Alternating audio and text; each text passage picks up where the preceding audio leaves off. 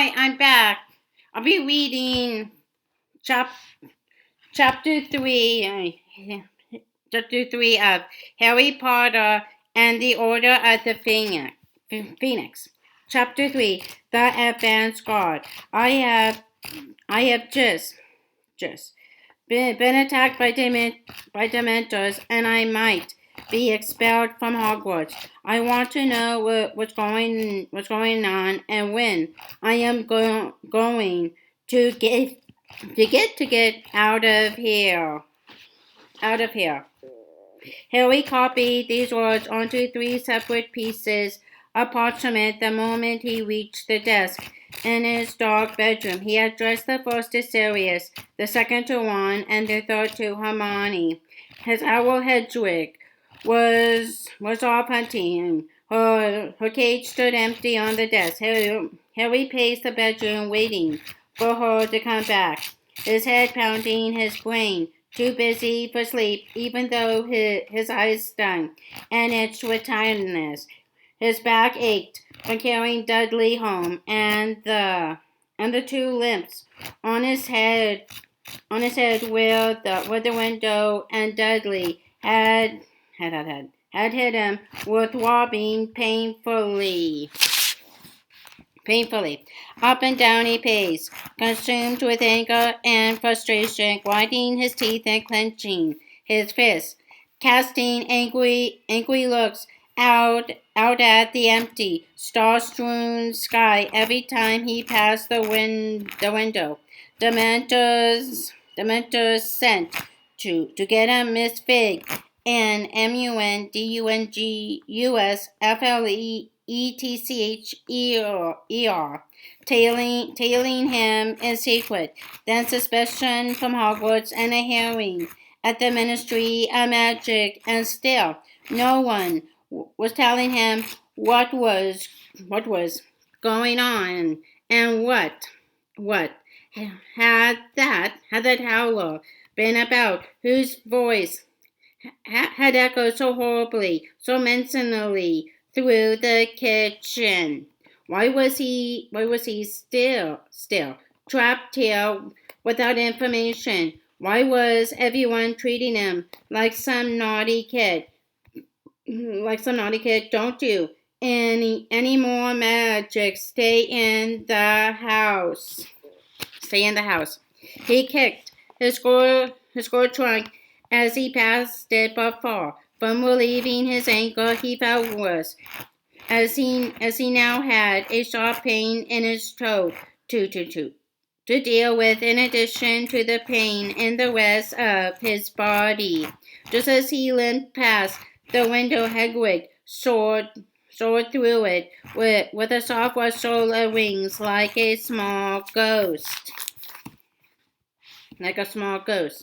About time, Harry snarled as she landed lightly on top of her cage. You can put that down. I have got work for you. Hedwig slouched round. Amber eyes gazed reproachfully at him over. The dead frog clamped in her beak. Come here, said Harry, picking up the three small rolls of parchment and a leather thong, and tying the scrolls to her scaly leg. Take these straight to Sirius, Ron, and Hermione, and don't come back here with good long replies. Keep pecking them till they have written decent length answers. If you have got to understand. Hedwig gave a muffled hooting noise. Beak, still full of fog. Get going then, said Harry. She took off immediately. The moment she gone, Harry threw himself down onto his bed without undressing, and stared at the dark ceiling. In addition to every other miserable feeling, he now felt guilty that he'd been adorable with Hedwig. She was the only friend he had, at number 4 Pivot Drive. But he'd make it up to her when she came back with serious wants and Hermione's answers. They were bound to write back quickly. They couldn't possibly ignore a Dementor attack. He'd probably wake up tomorrow to 3 fat letters full of sympathy and plans for his immediate removal to the Burrow. And with that comforting idea, sleep rolled over him, stifling all further thought. But Hedwig didn't return next morning. Harry spent the day in his bedroom, leaving it only to go to the bathroom 3 times that day, and Petunia shoved food into his room through the cat flap. Uncle Vernon had installed 3 summers ago. Every time Harry heard her approaching, he tried to question her about the howler, but he might as well have interrogated the doorknob for all the answers he got. Otherwise the Dursleys kept well clear of his bedroom. Harry couldn't see the point of forcing his company on them. Another row would achieve nothing except perhaps making him so angry he performed more illegal magic. So it went on for 3 whole days. Harry was filled alternatively with restless energy that made him unable to settle to anything, during which he paced his bedroom again, furious at the whole lot of them for leaving him to stew in this mess, and with a lethargy so complete that he could lie on his bed for an hour at a time, staring dazedly into space, aching with dread at the thought of the Ministry hearing. What if they ruled against him? What if he was expelled and his wand was snapped in half? What would he do? Where would he go? He could not return to living full-time with the Dursleys. Not now. That he knew the other world, the one to which he really belonged. Was it possible that he might be able to move into Sirius's house, as Sirius had suggested a year ago, before he had been forced to flee from the Ministry himself? Would he be allowed to live there alone, given that he was still underage, or would the matter of where he would next be decided for him? Had his breach of the other international statute of secrecy been severe enough to land him in a cell in Azkaban? Whenever this thought occurred, Harry involuntarily slid off his bed and began pacing again. On the 4th night of Hedwig's departure, Harry was lying in one of his pathetic phases, staring at the ceiling, his exhausted mind quite blank, when his uncle entered his bedroom. Harry looked slowly around at him. Uncle Vernon was wearing his best suit and an expression of enormous smugginess.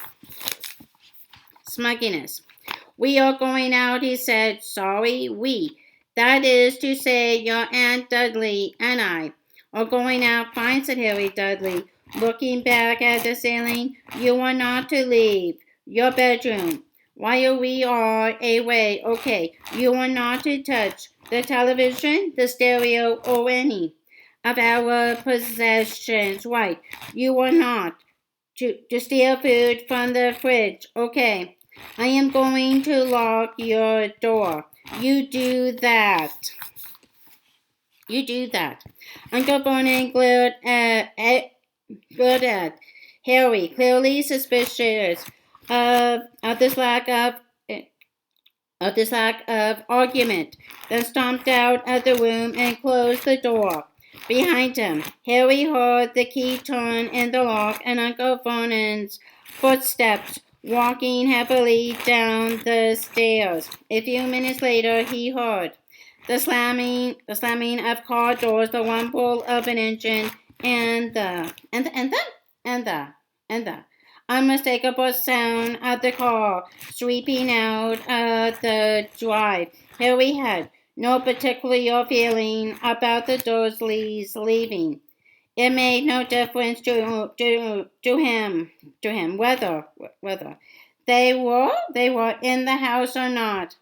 He could not even summon the energy to get up and turn on his bedroom light. The room grew steadily darker around him as he lay listening to the night sounds through the window he kept open all the time, waiting for the blessed moment when Hedwig returned. The empty house creaked around him. The pipes gurgled. Harry lay there in a kind of stupor, thinking of nothing, suspended in misery. And then, quite distinctly, he heard a crash in the kitchen below. He sat bolt upright, listening intently. The Dursleys couldn't be back. It was much too soon, and in any case, he hadn't heard their car. There was silence for a few seconds, and then he heard voices.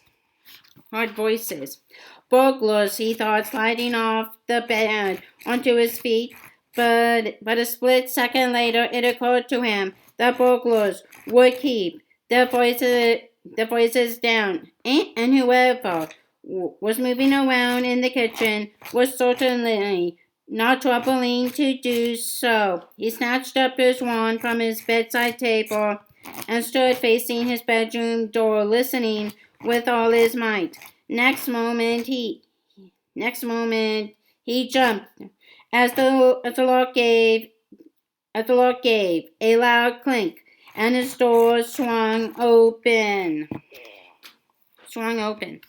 Harry stood motionless, staring through the open door at the dark upstairs landing, straining his ears for further sounds, but none came. He hesitated for a moment, then moved swiftly and silently out of his room to the head of the stairs.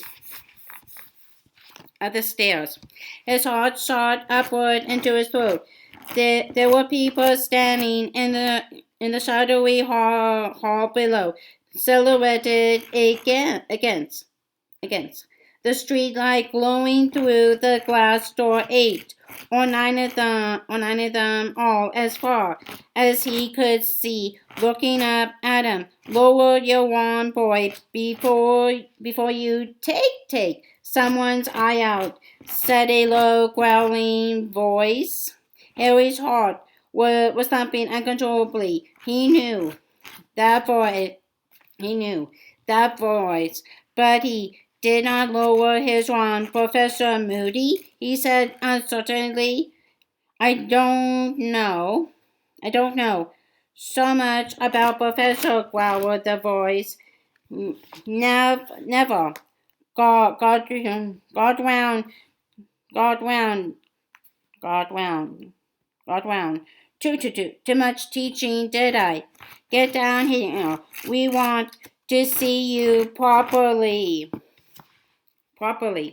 Harry lowered his wand slightly. but did not relax his grip on it, nor did he move. He had very good reason to be suspicious.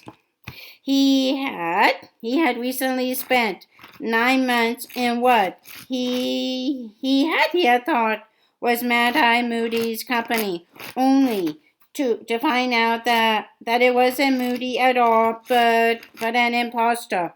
An impostor, moreover, who would try to kill Harry before being unmasked. But before he could make a decision about what to do next, a second, slightly hoarse voice floated upstairs. It's all right, Harry. We have come to take you away. Harry's heart leapt. He knew that voice too, though he hadn't heard it for more than a year. Professor Lupin, he said disbelievingly, is that you? Why are we all standing in the dark? Said a third voice. This one completely unfamiliar. A woman's. LUMOS, a wanted flared, illuminating the hall with magical light. Harry blinked. The people below were crowded around the foot of the stairs, gazing intently up at them, some craning their heads for a better look. Orium U.S. Lupin stood nearest to him. Though still quite young, Lupin looked tired and rather ill. He had more gray hair. He had more gray hair than when Harry had said goodbye to him, and his robes were more patched and sappier than ever. Nevertheless, he was smiling broadly at Harry, who tried to smile back through his shock. He looks just like I thought he would," said the witch, who was holding her little one aloft. She looked the youngest there. She had a pale, heart-shaped face, dark, twinkling eyes, and short, spiky hair that was a violent shade of violet. WOOTCHER, Harry. Yeah, I see what you mean, Orium US, said a bald, black wizard standing. For this back he had a deep, low voice and wore a single gold hoop in his hair. He looks exactly like James. Except the eyes, said a wizardy voice, silver-haired wizard at the back. Lily's eyes. Mad Eye Moody, who had long, grizzly gray hair and a large chunk missing from his nose, was squinting suspiciously at Harry through his mismatched eyes. One of the eyes was small, dark, and beady, the other large, round, and electric blue. The magical eye that could see through walls, doors, and the back of Moody's own head. Are you quite sure it's him, Lupin? He growled. It'd be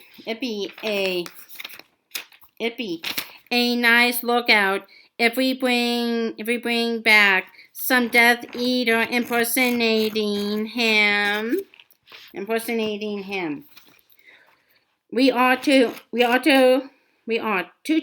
ask him something only the real Potter would know, unless anyone brought any VERITASERUM. Harry, what form does your PATRONUS take? Said Lupin. A stage, said Harry nervously. That's him, Mad Eye, said Lupin. Harry descended the stairs, very conscious of everybody still staring at him. stowing his wand into the back pocket of his jeans as he came. Don't put your wand there, boy, roared Moody. What if it ignites? Better wizards than you have lost buttocks, you know. Who do? You know who's lost a buttock? The violet-haired woman asked Mad-Eye interestingly. Never you mind. You just keep your wand out of your back pocket, growled Mad-Eye. Elementary wand safety. Nobody bothers about it anymore. He stumped off toward the kitchen, and I saw that, he added irritably, as the woman rolled her eyes at the ceiling. Lupin held out his hand and shook Harry's. How are you? He asked, looking at Harry closely. Fine. Harry could hardly believe this was real. 4 weeks with nothing, not the teeniest hint of a plan to remove him from Pivot Drive. And suddenly, a whole bunch of wizards were standing matter-of-factly in the house, as though this were a long-standing arrangement. He glanced at the people surrounding Lupin. They were still gazing avidly at him. He felt very conscious of the fact that he had not combed his hair for 4 days. You are really lucky the Dursleys are out, he mumbled. Lucky, huh? Said the violent-haired woman. It was me that lured them out of the way, sent a letter by Muggle post telling them they've been shortlisted for the all England best kept suburban lawn competition. They are heading off to the prize giving right now, or they think they are.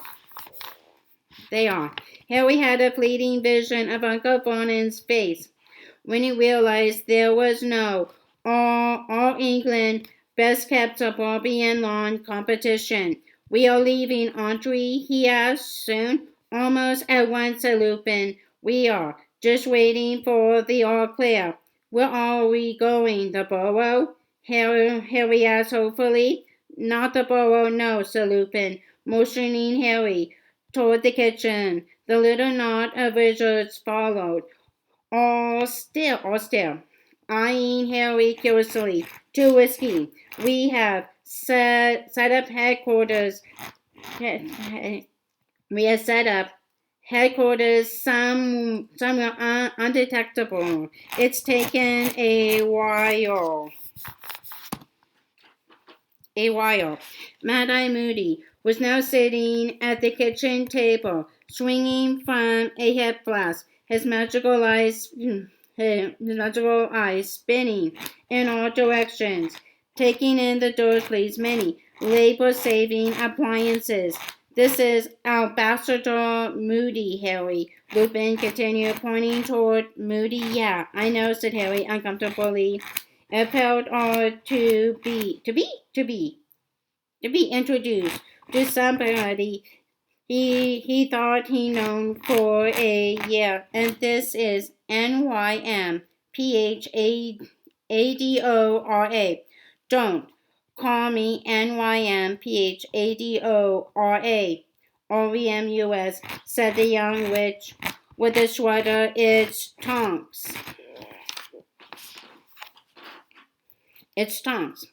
NYMPHADORA Tonks. Who prefers to be known by your surname only, finished Lupin.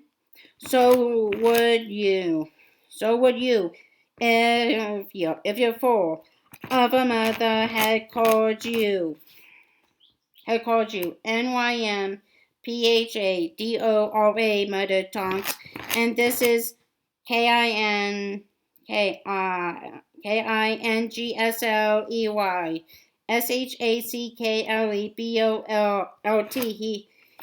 He indicated the tall black wizard who bowed.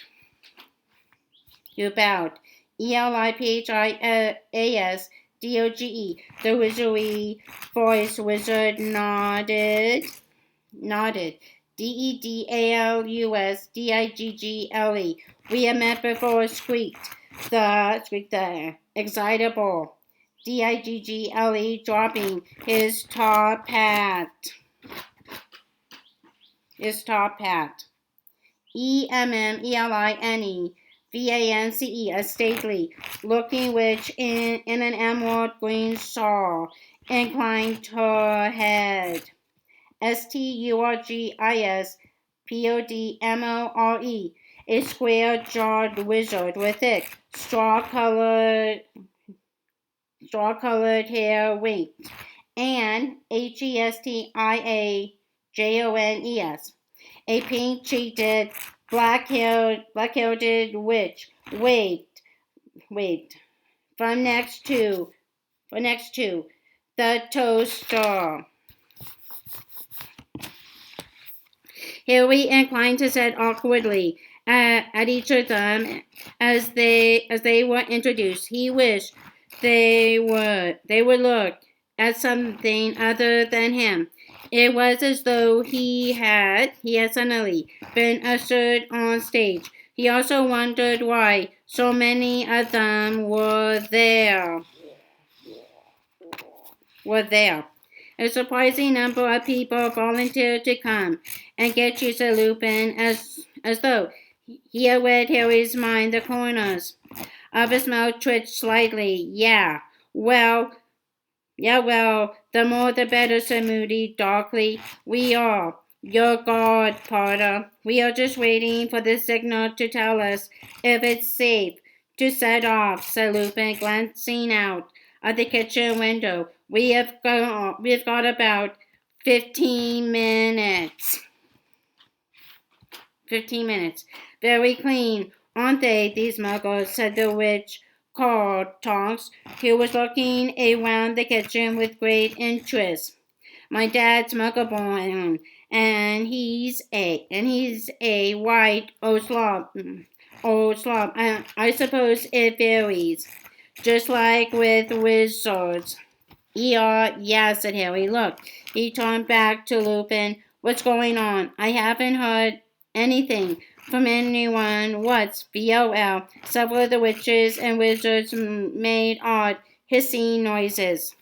DDALUSDIGGLE dropped his hat again, and Moody growled, Shut up. What? Said Harry. We are not discussing anything here. It's too risky, said Moody, turning his noble eye on Harry. His magical eye remained pointing up at the ceiling. Damn it, he added angrily, putting a hand up to the magical eye. It keeps sticking. Ever since that scum wore it, and with a nasty squelching sound, much like a plunger being pulled from a sink, he popped out his eye. Mad Eye, you do know. That's disgusting, don't you? Said Tonks conversibly. Get me a glass of water, would you, Harry? Asked Moody. Harry crossed to the dishwasher, took out a clean glass, and filled it with water at the sink. Stare watched eagerly by the band of wizards. The relentless staring was starting to annoy him. Chill, said Moody. When Harry handed him the glass, he dropped the magical eyeball into the water and popped it up and down. The eyes whizzed around, staring at them all in turn. I want 360 degrees visibility on the return journey. How are we getting wherever we are going? Harry asked. Boom, said Lupin. only way. You are too young to APPARATE. They will be watching the Flu Network, and it's more than our lives worth to set up an unauthorized port key. REMUS says you are a good flyer. Said KING said KINGSLEY Shacklebolt in his deep voice. He's excellent, said Lupin, who was checking his watch. Anyway, you better go and get packed, Harry. We want to be ready to go when the signal comes. I will come and help you, said Tonks brightly. We followed Harry back into the hall, up the stairs, looking around with much curiosity and interest. Funny place, she said. It's a bit too clean. Do you know what? I mean, bit unnatural. Oh, this is better, she added, as they entered Harry's bedroom and he turned on the light. His room was certainly much messier than the rest of the house, confined to it for 4 days in a very bad mood. Harry had not bothered tidying up after himself. Most of the books he owned was strewn over the floor where he tried to distract him himself with each in turn, and thrown it aside. Hedwig's cage needed cleaning out and was starting to smell, and his trunk lay open, revealing a jumbled mixture of muggle clothes and wizard's robes that had spilled onto the floor around it.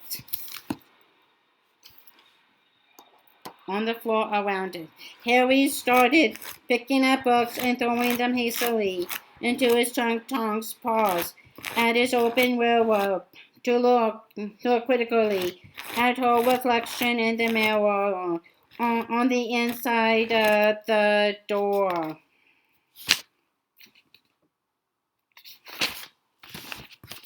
You know, I don't think purple's really my color, she said pensively, tugging at a lock of spiky hair.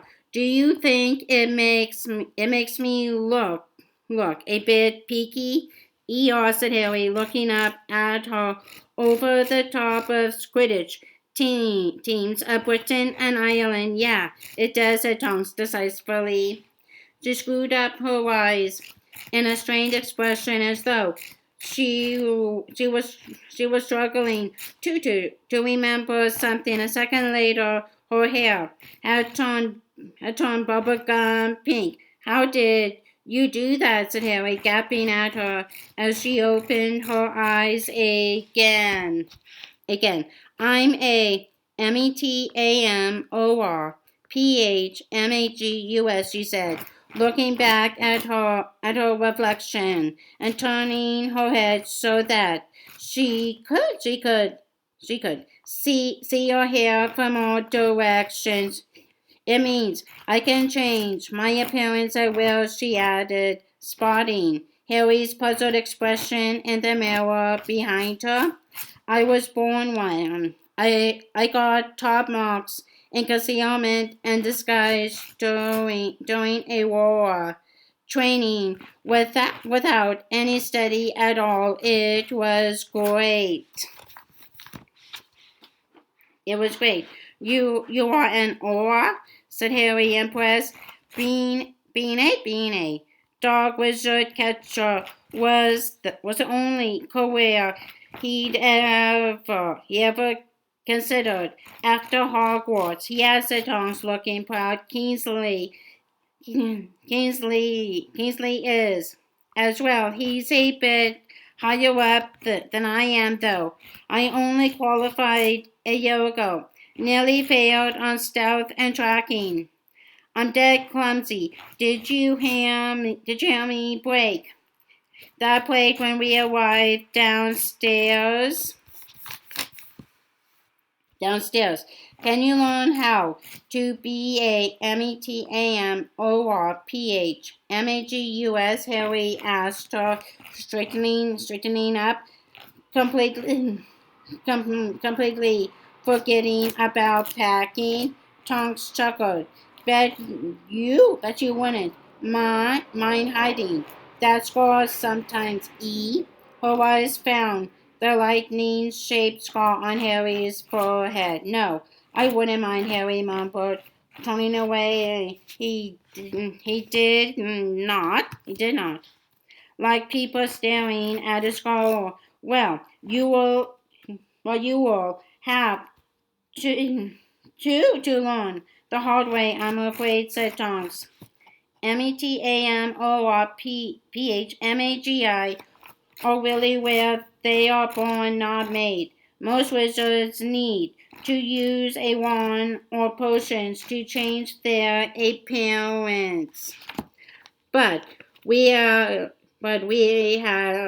got to get going, Harry. We are supposed to be packing, she added guiltily, looking around at all the mess on the floor. Oh yeah, said Harry, grabbing up a few more books. Don't be stupid. It will be much quicker if I pack, cried Tonks, waving her wand in a long, sweeping movement over the floor. Books, clothes, telescope, and scales all soared into the air and flew pell-mell into the trunk. It's not very neat, said Tonks, walking over to the trunk and looking down at the jumble inside. My mom's got the knack of getting stuff to fit itself and neatly. She even gets the socks to fold themselves, but I have never mastered how she does it. It's a kind of flick. She looked around hopefully. One of Harry's socks gave a pepper sort of wiggle and flopped back on top of the mess within. Within, all well, said Tonks, slamming the trunk's lid shut. At least it's all in. That could do with a bit of cleaning too. SCOURGIFY.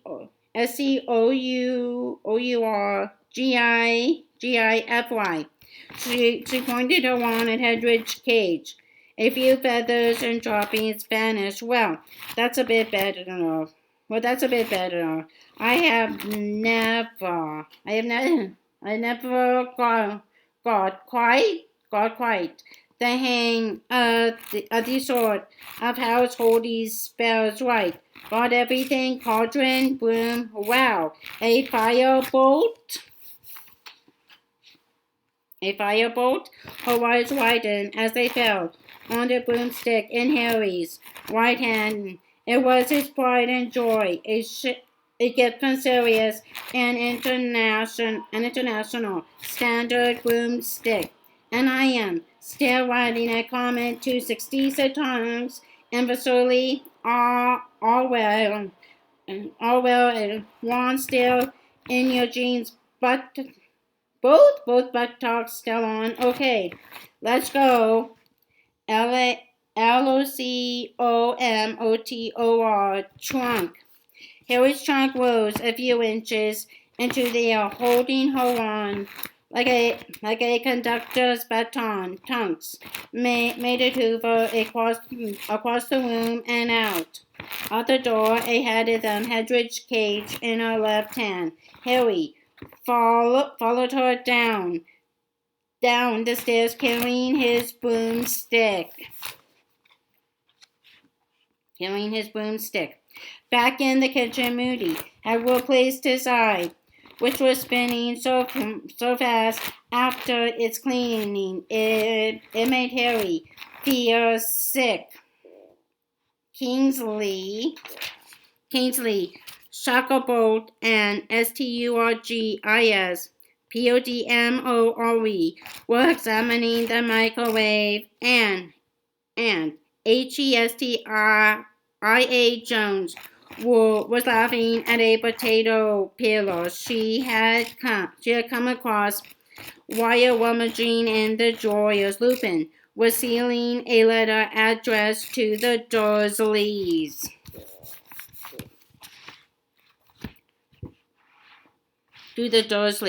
Excellent, said Lupin, looking up as Tonks and Harry entered. We have got about a minute, I think. We should properly get out into the garden. So we are ready. Harry, I have left a letter telling your aunt and uncle not to worry. They won't, said Harry.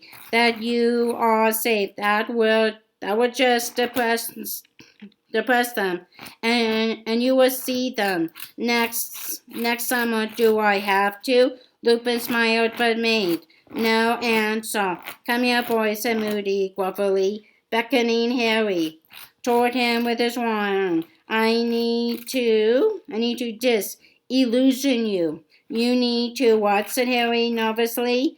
Disillusionment charm, said Moody, raising his wand. Lupin says you have got an invisibility cloak, but it won't stay on while we are flying. This will disguise you better.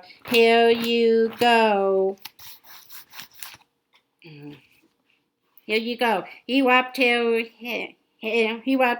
hard on the top of the head, and Harry felt a curious sensation as though Moody had just smashed an egg there. Cold trickles seemed to be running down his body from the point the wand had struck. Nice one, Mad Eye, said Tonks appreciatively, staring at Harry's midriff. Harry looked down at his body, or rather what had been his body, for it didn't look anything like his anymore. It was not invisible. It had simply taken on the exact color and texture of the kitchen unit behind him. He seemed to have become a human chameleon. Come on, said Moody, unlocking the back door with his wand. They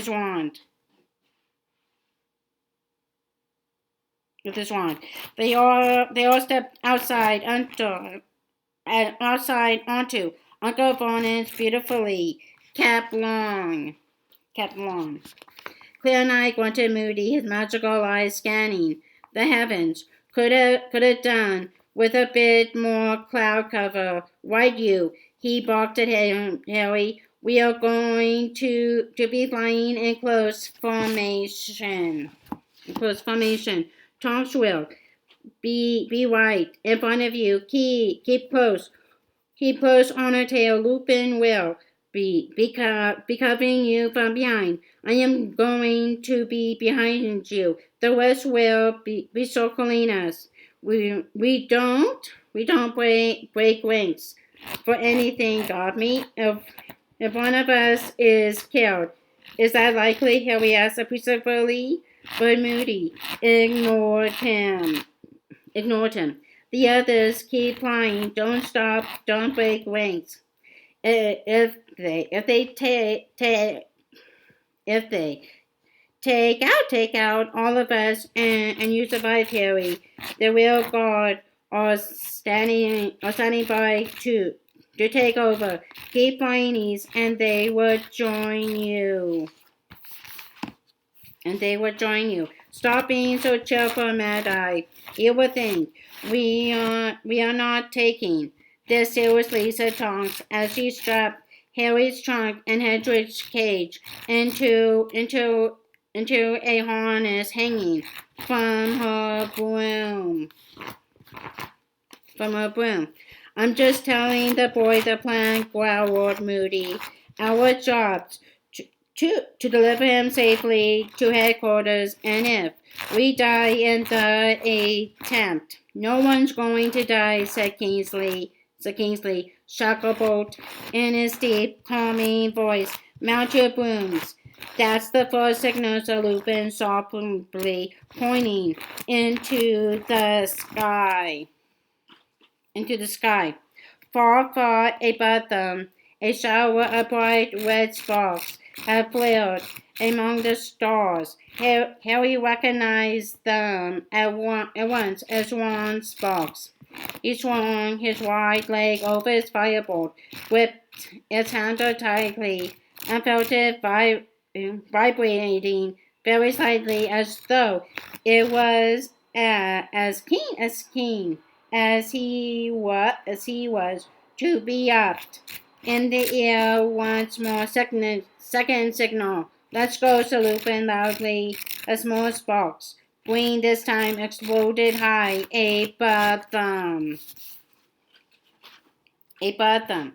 Harry kicked off hard from the ground. The cool night air rushed through his hair as the neat square gardens a pivot drive fell away, shrinking rapidly into a patchwork of dark greens and blacks, and every thought of the ministry hearing was swept from his mind as though the rush of air had blown it out of his head. He felt as though his heart was going to explode with pleasure. He was flying again, flying away from Pivot Drive as he'd been fantasizing about all summer. He was going home. For a few glorious moments, all his problems seemed to recede into nothing insignificant in the vast starry sky.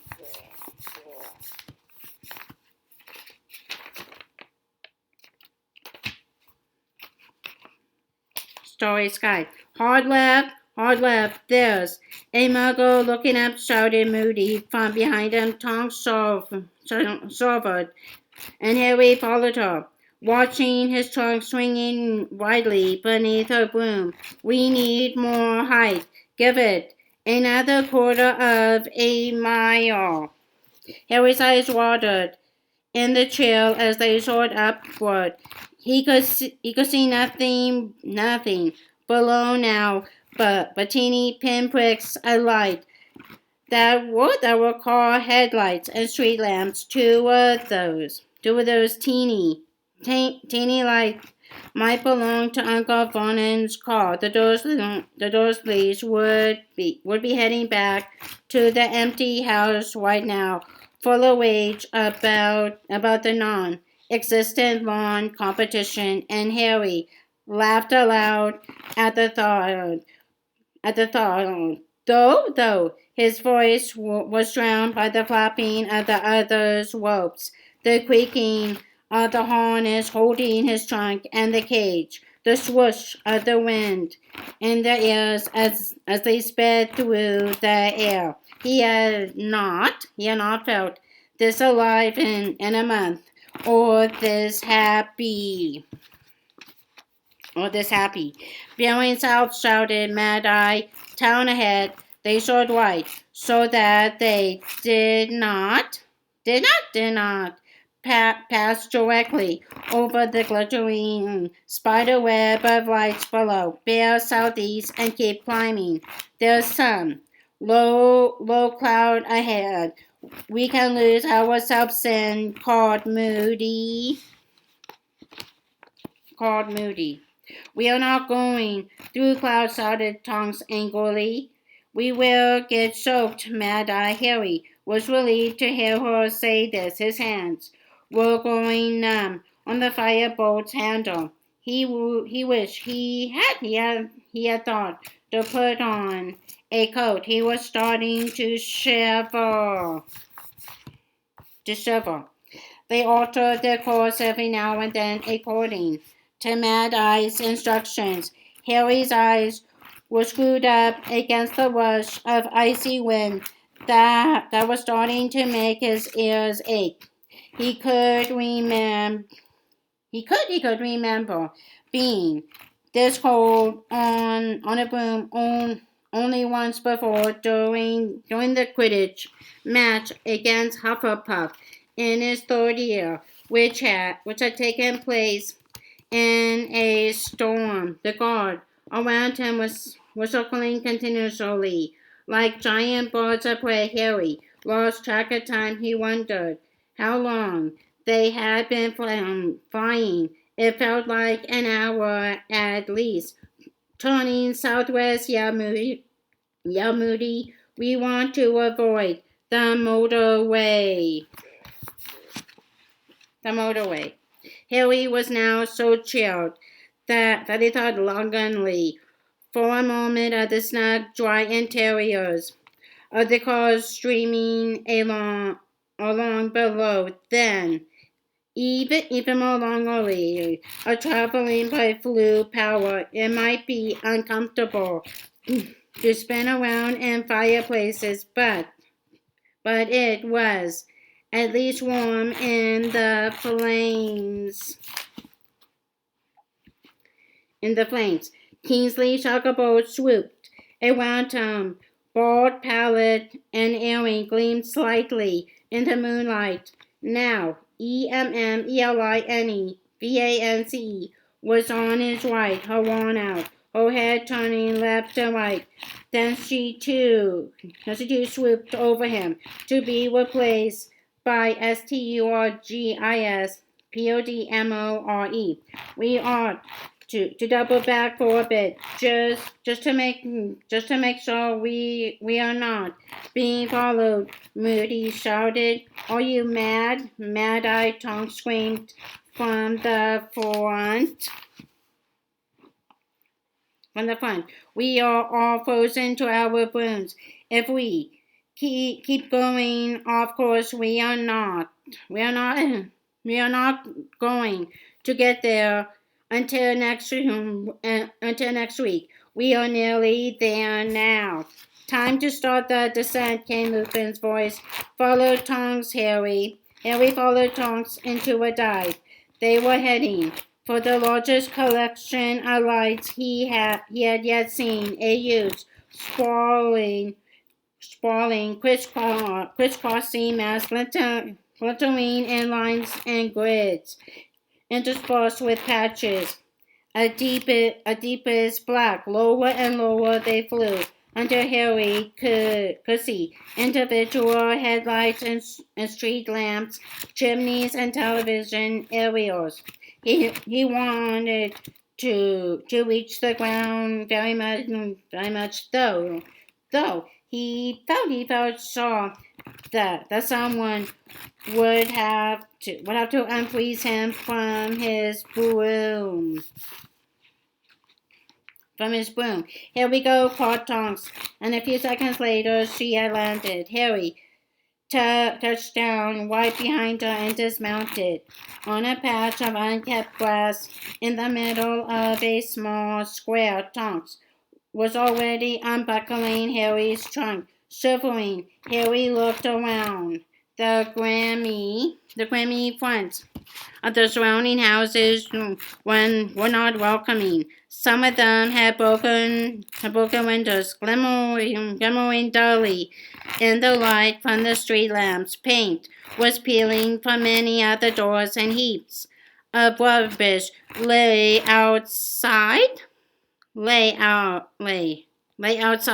Several sets of front steps. Where are we, Harry asked, but Lupin said quietly, in a minute.